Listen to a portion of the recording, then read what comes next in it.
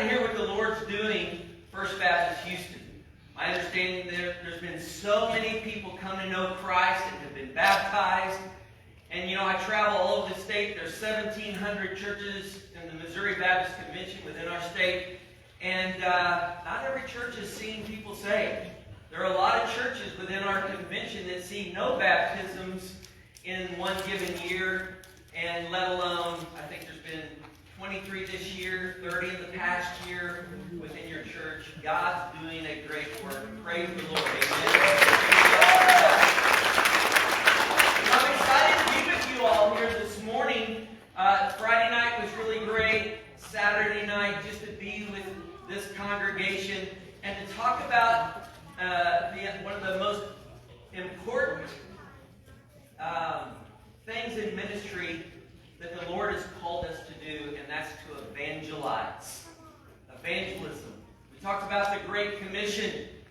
Just to kind of give you a recap of where we were at on Friday night and Saturday. Friday night, we looked at the gospel of salvation. And yes, we did look at the basics. We kind of went back to the basics and making sure that when we share the gospel, when we share the good news, that we're sharing the complete gospel of salvation. Looking at the 6 principles that we find in the Scripture. The first principle being the character of God. When we share the gospel, we talk about the character of God. We look at the law of God. Repentance toward God. Faith in the Son of God. And reliance upon the Holy Spirit. And then, last but not least, the most important of the principles is the resurrection of the Son of God, being Jesus. Saturday night, we looked at a tool for sharing the gospel, for going from natural conversations to gospel conversations. We call this the 3-story approach to evangelizing. We talked about the importance of and how to, and to be reminded of, how to initiate relationships with people that do not know Christ. Again, how to go from natural conversations to gospel conversations. And I think that's one of the biggest challenges in sharing the gospel. It's not knowing the right method, the right way to share the gospel, but it's going from natural conversations to gospel conversations, and that can be difficult to say the least.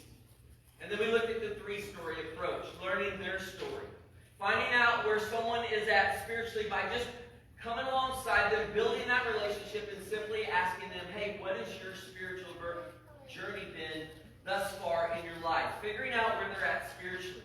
And then asking for permission to share our story, our spiritual autobiography, or our testimony of what life was like before Christ, how we came to Christ, and what our life has been like since we've accepted Jesus as our Savior. And then lastly, we look how to write and communicate our testimony in the gospel that is very clear and concise and straightforward. This morning's message is a culmination of this weekend's focus on evangelism and the importance of the command and commission that we have by Christ to go and to evangelize to those that do not yet know Him. I grew up in Springfield, Missouri. Grew up in a good home, but I did not grow up in a Christian home. Instead of being in church on Sundays, we were at the motocross track. I started racing motorcycles from a very early age. That was really important to me. Our family, matter of fact, I wanted to race professionally, so we committed ourselves to that. As I graduated from high school, I got to realize the dream. I got to race on the professional motocross and supercross circuit. That in itself was a pretty cool experience. But the thing that I usually focus on the thing that I focus on when I share my story, my testimony, is how God used that in my life. There's a guy by the name of Steve, big name in motocross, a guy that I aspire to be like. I knew he was a Christian. When he would win races, he wouldn't give glory to the man above, the man upstairs. He would say, I give all the glory to my Lord and Savior, Jesus Christ. And I knew that he was different. So when I met Steve, we were over some people's house. There were a lot of riders there that night to meet him. We talked mostly about motocross, and then he shared his story, and he shared his testimony, and he shared the gospel. And God's Spirit was drawing me to Himself, and I came under conviction. Steve picked up on that and went out the front yard. And he asked me a question that forever changed my life. And the question was, Brad, if you died tonight, where would you go? Where would you spend eternity? I said, well, I think heaven. He said, what makes you think heaven? And I said, well, isn't it all about being a good person, trying to do more good than bad? And he said, well, most people always believe that. But that's not what the Bible teaches us. And I would like to share with you from God's Word of how a person can know that when they die, they have eternal life, that they're right standing with God. Would you want me to do that? Even though I was 19 years old at the time, I realized that one day I would take my last breath, that my heart would beat its last beat, and I would step into eternity. And I said, absolutely. And he began to share the gospel. Romans 3:23, all have sinned and fall short of the glory of God. That God is perfect and God is holy. That we've broken his law and his commandments. That makes us imperfect. That makes us separated from God. He explained how God, in his grace and his mercy, sent his one and only Son into this world to live a life that we could not live. To live a perfect life. There had to be a price paid for our sins. And it had to be with blood. It had to be perfect in every way. We know that Jesus, being the Son of God, being God in the flesh, was perfect. And he willingly was beaten. He was nailed to the cross. He shed his blood as a payment for our sins, as an atonement. And he died. But the good news is he didn't stay dead. Amen. On the third day, God breathed life into his Son. That stone was rolled away, and he walked out of that tomb alive. He walked this earth for another 40 days before he ascended into heaven, revealed himself to over 500 people, 500 eyewitnesses, if you will, saw Jesus that was crucified, buried, and resurrected from the grave. That is how we know he is the one and true God. That Christianity really is the way to salvation. And as I heard this gospel, I realized for the first time in my life that I was in trouble. That if I had died in that moment, that I would not have had eternal life, that I would have been separated for all of eternity. I was at a crossroad. And I'm here to tell you this morning, as I came under conviction and I realized that I needed Christ in my life, that I needed to surrender, not just go through the motions of praying a prayer. That's not what I did. Yes, I prayed, I called out and cried out to God. I asked him to forgive me for the penalty of sin, but I surrendered my life. I repented, turning from doing it my way to God's way. And his Holy Spirit came in. I was born again. I stepped over, in the blink of an eye, I stepped over from death to life. And my life has never been the same. My question to you this morning, even though we're in church, we would assume that in church that most people would have a relationship with Christ, but that's not always true. And I would ask you the same question that was asked to me if you died this morning. If you died right now, God forbid, but if you died right now in this moment, do you know that you know that you would have eternal life?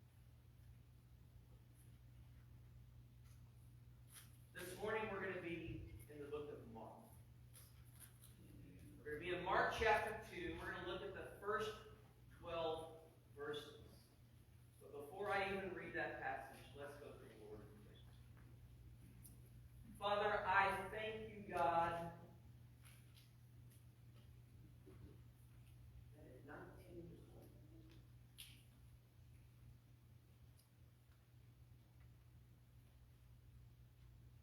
God, that you made a way for me to hear the gospel. Lord, I'm so thankful that there was a man that my path crossed with his path.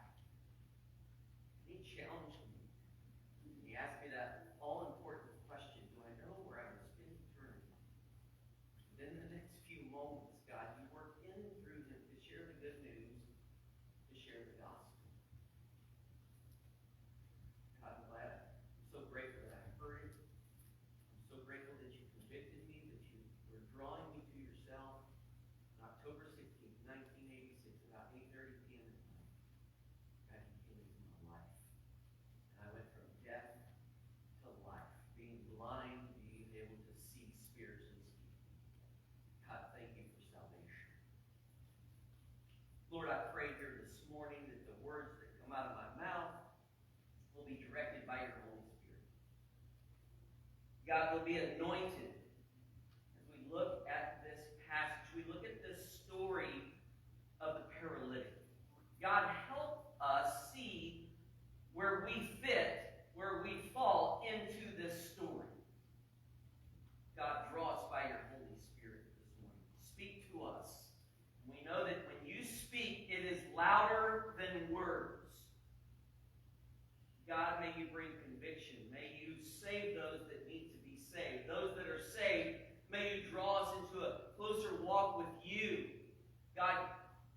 Give us a burden. Break our hearts for those that are paralyzed spiritually speaking.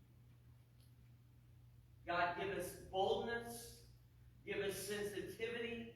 Give us discernment for those that are around us that need to hear the good news. God, thank you for the privilege that we have to share the good news, the gospel. God, we know it's a work of the Holy Spirit. It's a supernatural work. May you get all the glory for it when we do share the gospel and people come to know you. Even this morning, as I speak and preach, God, may you be lifted up and may you draw us to yourself. It is in Jesus' name that we pray. Amen. Mark chapter 2, verses 1 through 12. The passage says this. Follow along with me. A few days later, when Jesus entered Capernaum, the people heard that he had come home. They gathered in such large numbers that there was no room left, not even outside the door, and he preached the word to them. Some men came, bringing to him a paralyzed man, carried by 4 of them.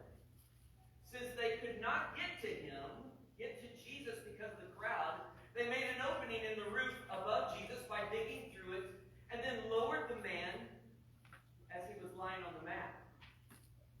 When Jesus saw their faith, he said to the paralyzed man, "Son, your sins are forgiven." Now some teachers of the law were sitting there, thinking to themselves, "Why does this fellow talk like that? He's blaspheming. Who can forgive sins but God alone?" Immediately Jesus knew in his spirit that this is what they were thinking in their hearts, and he said to them, "Why are you thinking these things? Which is easier, to say to the paralyzed man, 'Your sins are forgiven,' or to say, 'Get up and take your mat and walk'? But I want you to know that the Son of Man has authority on earth to forgive sins." So he said to the man, "I tell you, get up, take your mat, and go home." He got up, took his mat, and walked out in full view of all of them. This amazed everyone, and they praised God, saying, "We have never seen anything like this." Let's start by taking note that there are 5 types of people or people groups in this passage and in this story. 5 different types of people or people groups, if you will, in this story. Number 1, there were 4 men, obviously, that carried a paralytic to Jesus. I think it's safe to say they were selfless, looking to help someone they deeply cared for. They had a desire to make an impact in the life of another, a desire to see a friend healed of his afflictions and recognizing Jesus as the solution for that healing. The second character or person is the paralyzed man. Obviously, the story is about him. It's about Jesus. It's about the paralyzed man. He was a man that was looking for healing, obviously. He was looking for healing and recognized Jesus as the solution for that healing. Thirdly, we see the scribes, the religious leaders. They were men that were educated. At times we would see that they were arrogant, legalistic, and in most cases they had a critical spirit. Then the 4th and the 5th. The 4th type, and I'm making an assumption here, but I think it's a safe assumption to make, that there were also observers, spectators, that may or may not believe and or trust in Jesus. And then the 5th type of person, again making an assumption, I would believe that there were those that were there that were true seekers. Those that wanted to know and truly follow Jesus, recognizing Jesus for who he is. This morning, as we dive into this passage, it's important to keep in mind that every person here, we all fit within this story. In other words, we all fall with one or more of the types of people that are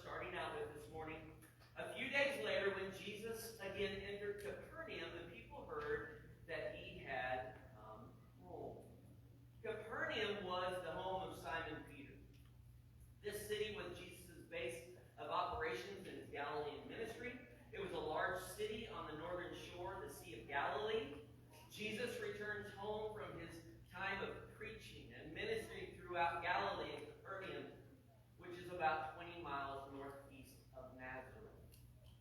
Verse 2. They gathered in such large numbers that there was no room left, not even outside the door.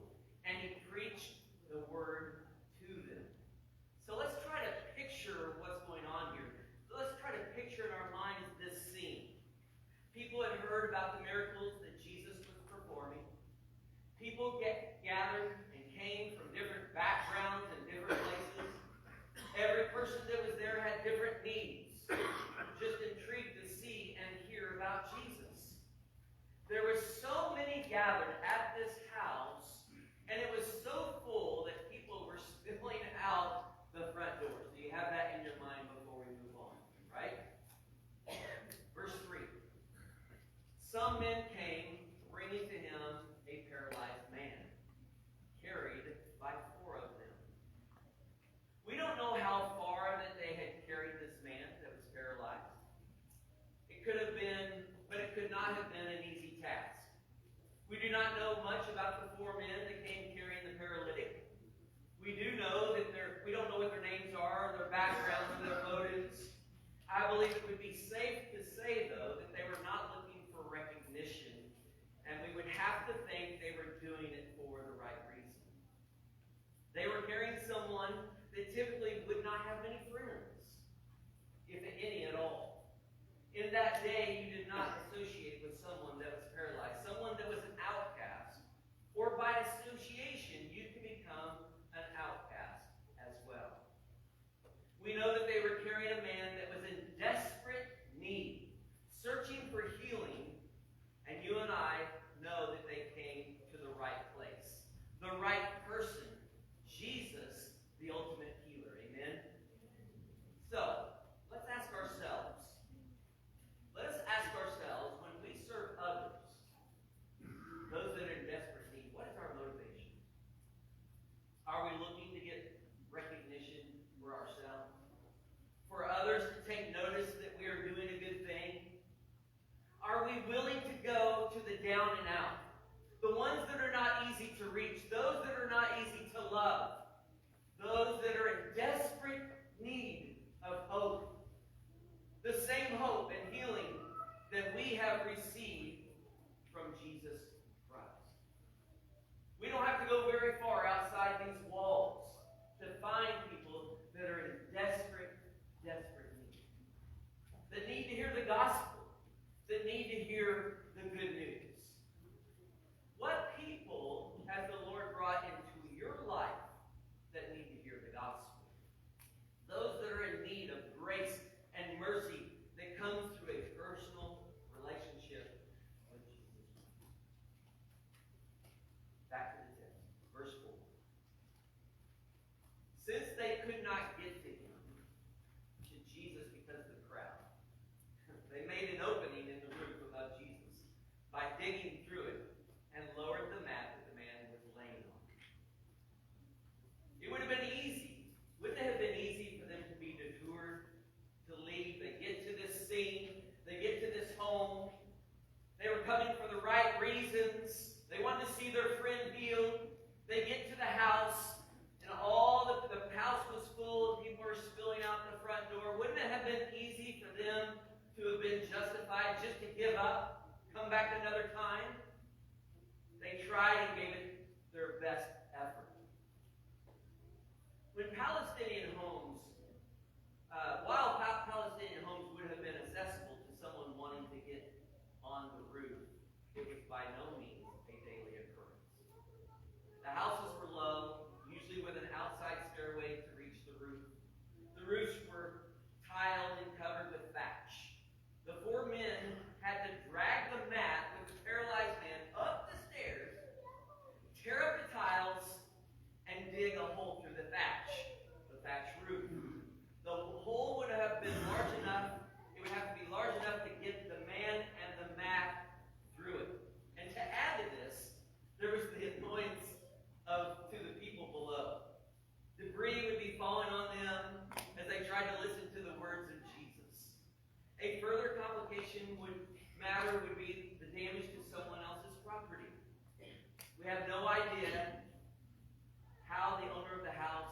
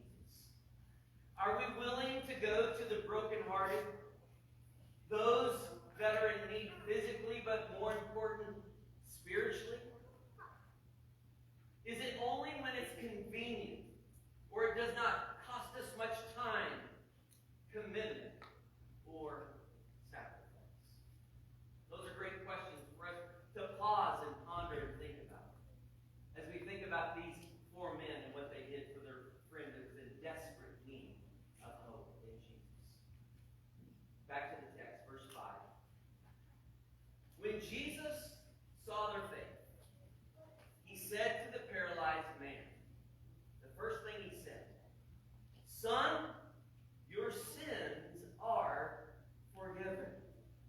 Son, your sins are forgiven.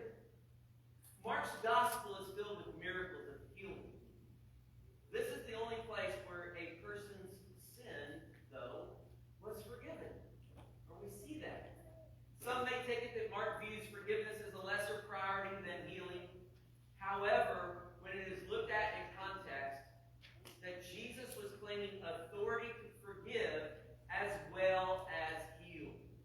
Mark is attesting to Jesus' identity as God. Without the authority to forgive, the miracles of healing and exorcisms are not as significant. Prophets were often sent to heal, but only God could forgive. So, in verse 5, what we just read, whose faith, when he was healed spiritually, whose faith did Jesus recognize? It's interesting that Jesus states, when he saw what? Their faith. When he saw their faith. It was obvious the paralyzed man had faith that Jesus could heal him, but Jesus saw their faith. This included the men carrying the mat. The paralyzed man had to humble himself to come to Jesus, willing to recognize his need and not worry about what anyone else would think. What does it take for you and I to have that kind of faith? Both for the ones carrying the paralytic and the paralytic. There are many reasons why we do not share the gospel with those in desperate need of salvation. Many are excuses. I think sometimes we've forgotten what it's like to be lost, without hope. Our faith has faded, and that same faith we had when we first came to Christ has diminished. We've forgotten that the same Jesus that saved us is still in the business of saving those that are far from him today. So let us remember, there is no one. Let me repeat that. There is no one that is beyond being reconciled to the Lord. If you agree with that, say amen. Amen. One of the greatest examples, and I talked about that this weekend, one of the greatest examples is when the most unexpected person in the New Testament, being Saul, and when he had a personal encounter with Jesus on the road to Damascus, the Lord sent Ananias to meet Saul, and ultimately he was used in the healing of his blindness physically and his healing spiritually, more importantly. In the vision, Ananias was fearful. He lacked faith, but eventually followed the Lord's leading in seeing Saul saved to be ultimately become Paul, the man that was used to write the majority of the New Testament. That reminds me of a time that our group, we have a stunt team called Real Encounter. Matter of fact, about almost 2 years ago, year and a half, 2 years ago, we were here in Houston. We were at the football field over there. We did a stunt show and shared the gospel. We saw so many people coming to know Christ. But our stunt team, we're actually able to go to a prison called Angola. And it's in Louisiana, and it's deemed as the most bloody, the most dangerous prison. About 5,000 prisoners. If you go to Angola, you're sentenced to go there. Typically, you do not get out. You die within that prison because the majority of the men there have murdered them. We were able to go and do our stunt show and share the gospel, and we saw hundreds upon hundreds of men come to know Christ. It was amazing, to say the least. But one part of that trip really sticks out in my mind. We went on death row. We were able to talk to the inmates. And most were willing to talk, and they were open to the gospel for the most part. But we came to one cell, and this one man was sitting down, and you could tell he didn't really want to approach us, but he eventually did, and we asked him if we could talk to him, and he said, here's what he said. He said, "I know why you're here, and I know what you're going to share with me, and you're probably wasting your time." I said, "Well, yeah, we are here to share a message of hope, share the gospel of salvation with you." And he said, "I've heard it before, but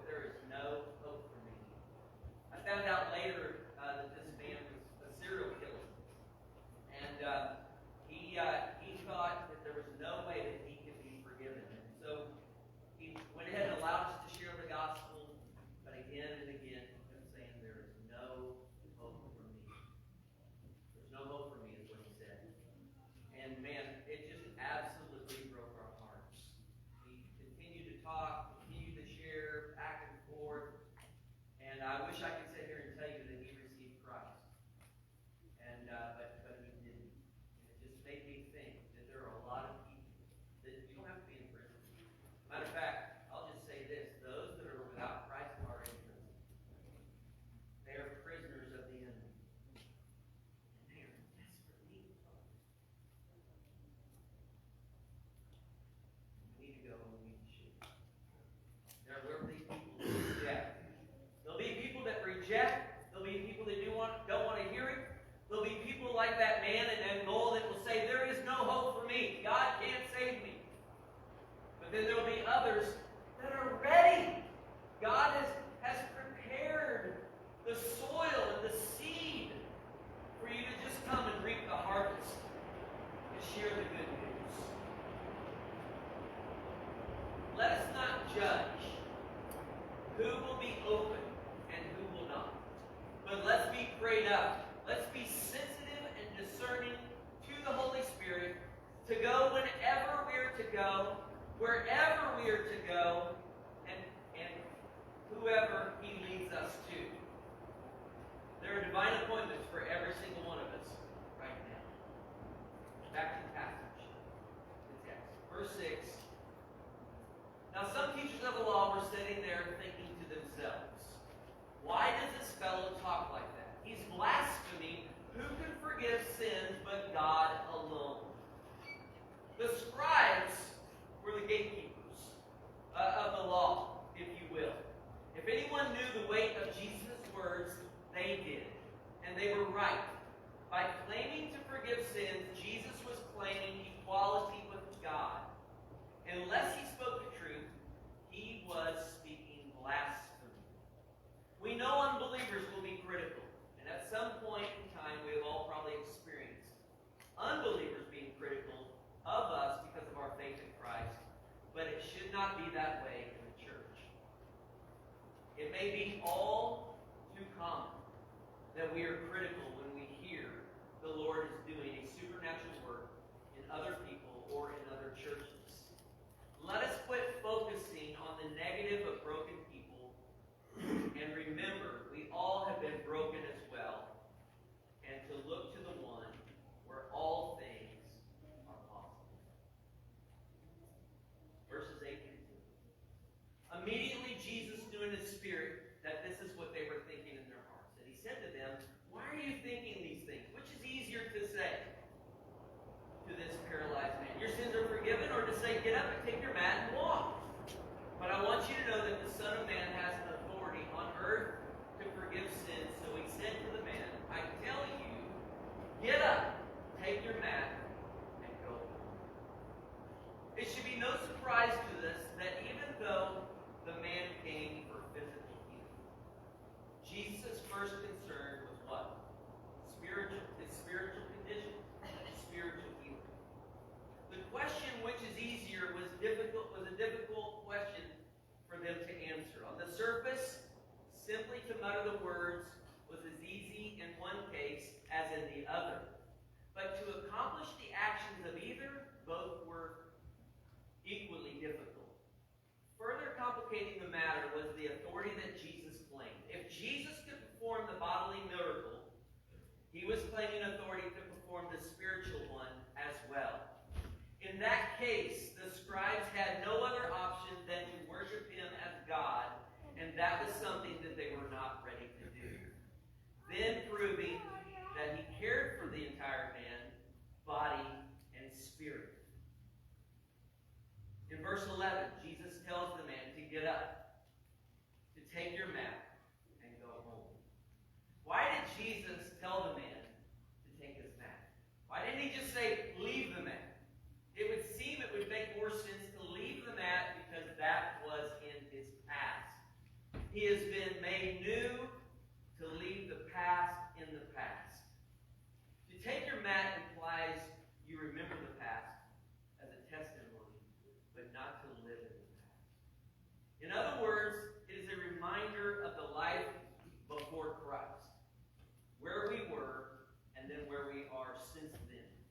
since he has brought us from darkness and into the light.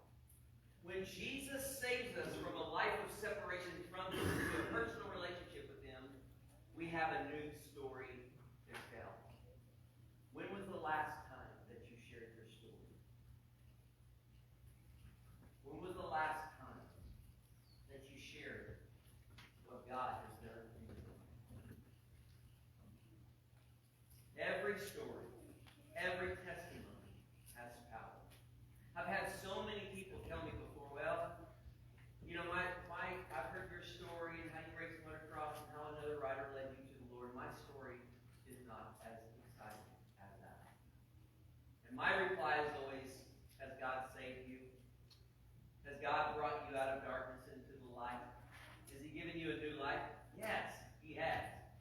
There's power in that story, in that testimony. I can only connect with so many people. You're going to connect with different people than I do. And again, I remind you there are people right now that God has prepared. And sometimes we look at that person and we kind of evaluate, would they be ready to listen? Would they be open to that? God sees the heart. What we need to do is be obedient to sharing the good news.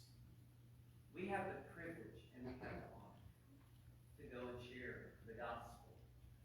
I asked the question Friday night. I said, does God need us when it comes to sharing the good news? Does he need us proclaiming the gospel? My answer to that would be no. He doesn't need us because God is a big God. God can do anything that he wants to do, when he wants to do it, and how he wants to do it. But God has chosen to use ordinary people like you and me to do extraordinary things. Isn't that awesome to think about? That God wants to use you to see people's lives change for all of eternity. Back to the text, and we end with this verse. He got up, the paralyzed man, he got up, took his mat, and walked out in full view of them all. This amazed everyone, and they praised God, saying, we have never seen anything like this. The man verified that Jesus indeed has authority to forgive sins by walking out of the gathering assembly with his mat in hand. As in Mark 1:22, Mark reports that the people were amazed. They had never seen anything like this. Jesus' inherent authority stood in sharp contrast to the borrowed authority of the scribes. So I end this time this morning, this passage, asking you just a few questions. I challenge you at the very beginning to be thinking about, as we went through these verses, this passage, where do you fit in this story? But let me ask you these questions as we close. Do others see in you one who has been healed by the King? Do the people around you, us, see something that is different? Something that makes them want to have what we have? Do people stand amazed? So again, I ask the question, where do you fit within this story? Let me remind you one more time of the 5 different types of people or groups. Again, there were 4 men that carried the paralytic to Jesus. Again, I say, it's safe to say that they were selfless in this act. They weren't looking to be recognized. Matter of fact, it would be easy to believe that they could become outcasts as well as the paralytic. The second was the paralyzed man, a man looking for healing and recognized Jesus as the solution for that healing. You may be here this morning and you need a physical healing. God's concerned about that. I believe that. And I know that he can heal you on this side of eternity if he chooses to. But there may be some of you here this morning, more importantly, you need a spiritual healing. You need to be saved today. The third was the scribes, the religious leaders. Again, arrogant, legalistic, and most of the time, they had a critical spirit.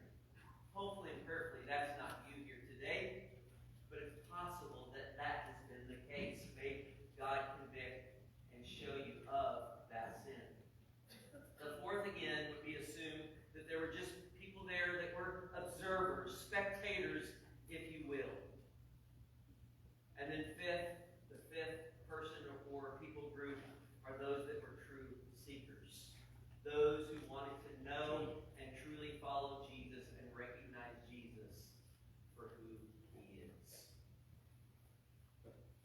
most relate to 3, the scribes, and or 4, the observers, then we need to take a hard look at why.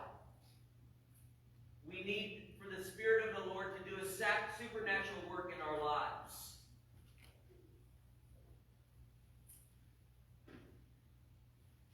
Are we missional minded enough to recognize people around us who are crippled without Jesus Christ?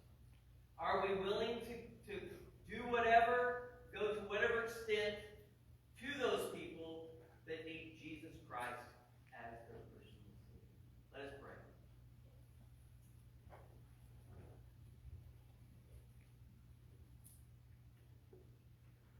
Father, again, as I prayed at the very beginning of the message here this morning, God, I pray that you draw those to yourself, those people to yourself that need to be saved, even today. Father, we all are in this story somewhere, in some way, shape, or form. God, I pray for salvation today. I pray for conviction for those that are saved. That you bring us to a place where we are not just focused on ourselves. I know we get so busy. Sometimes we get distracted by the things of life, whether it be our own hardships and trials.